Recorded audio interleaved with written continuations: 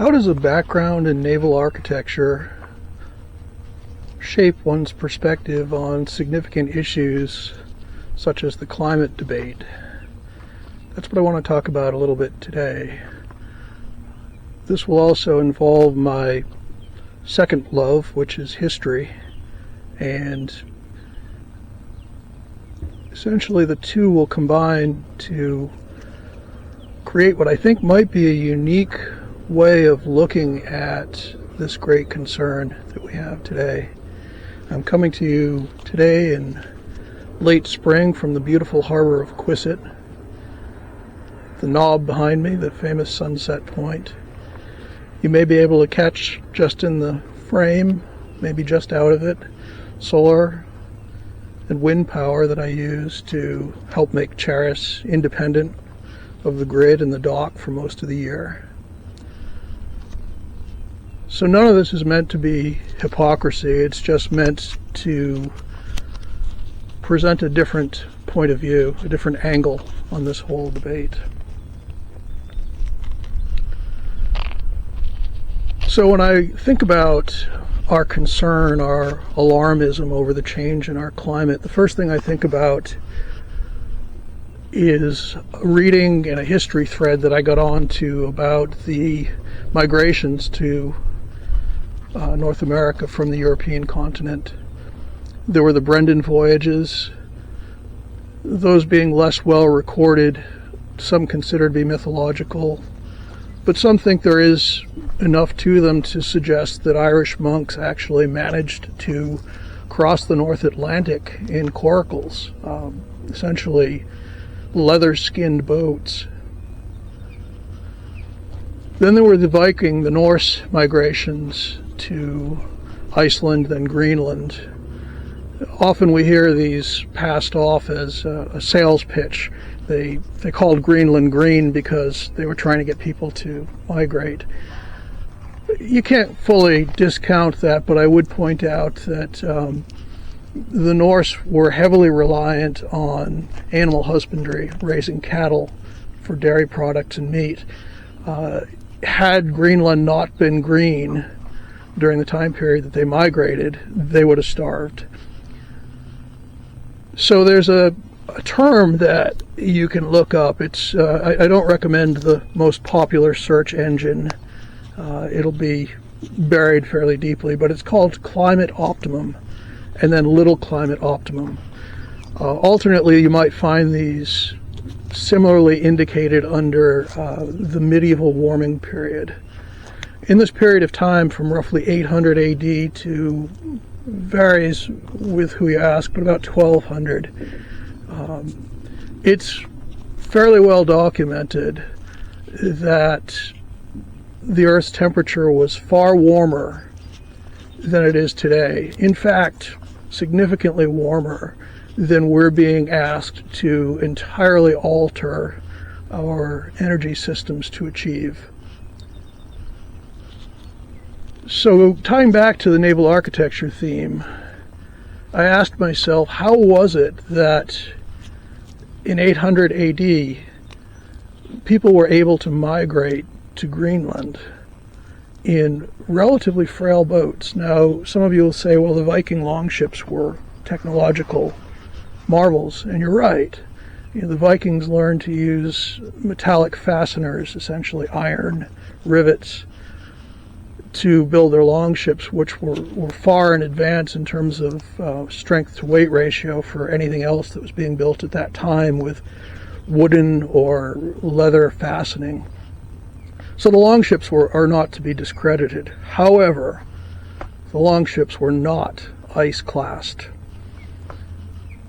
Ice-classed is a term we use today to define ships built of particularly heavy structure and skin.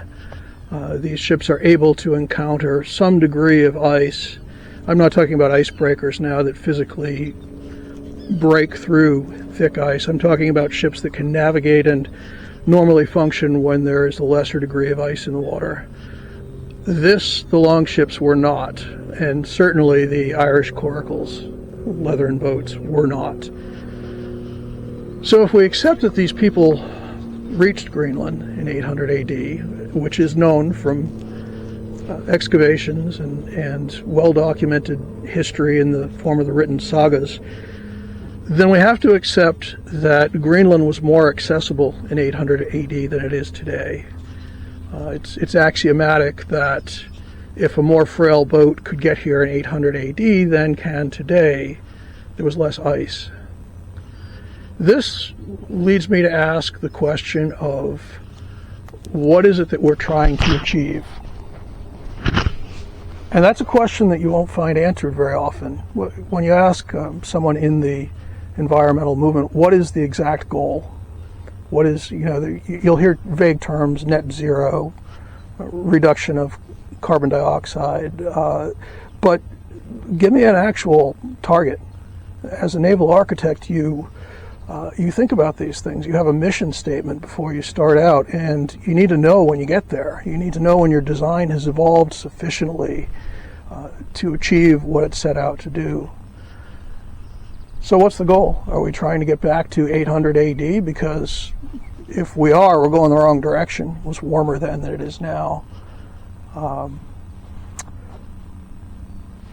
But that's not really the point. The point is that we now know that what we're being asked to modify our energy habits for, according to some experts, things that will lead to a far lower population sustainability.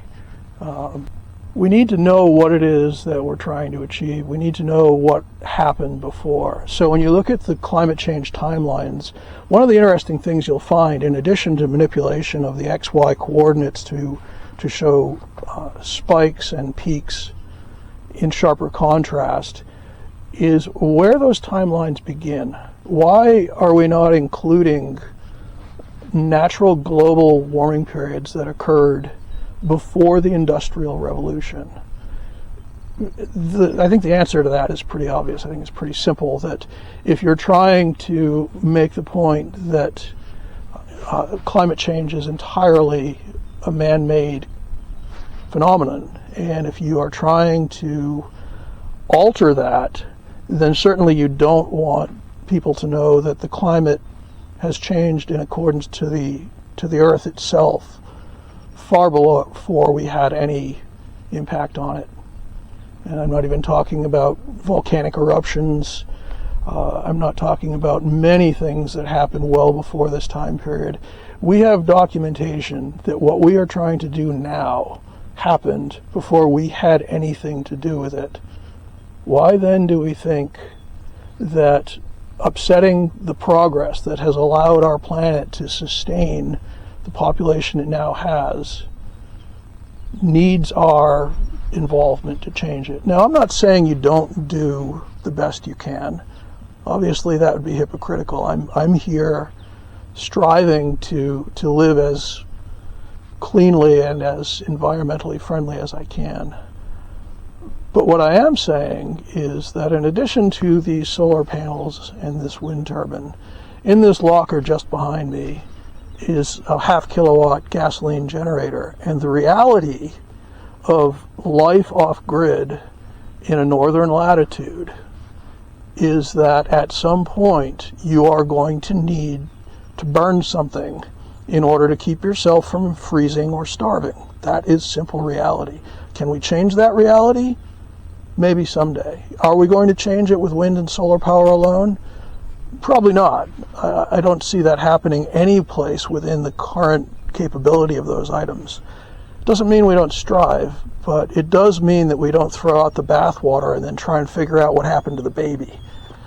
It takes petroleum and petroleum products to build and construct alternate energy. The wind turbine blades are based on epoxy and fiberglass resins. The boats that transport the wind towers to offshore construction sites are burning diesel fuel. The trucks that carry these things over the road are not yet capable of being entirely battery powered. We need to have a realistic expectation of what can be done, and we need to implement that in a smart way, not in a way that just simply shuts off half the conversation.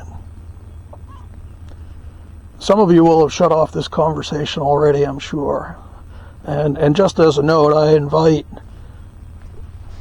respectful debate and discussion about this. I absolutely will not brook what we've seen for the past several years, which is ostracization, name-calling, and essentially non-analytical thinking that just attempts to shout down one viewpoint. There are plenty of places where you can enjoy that. This won't be one. On the other hand, my perspective is, as always, evolving, and I think this is something that finally we're getting to a point where we can have the conversation and say, how do we do better without essentially just throwing everything away and starting over?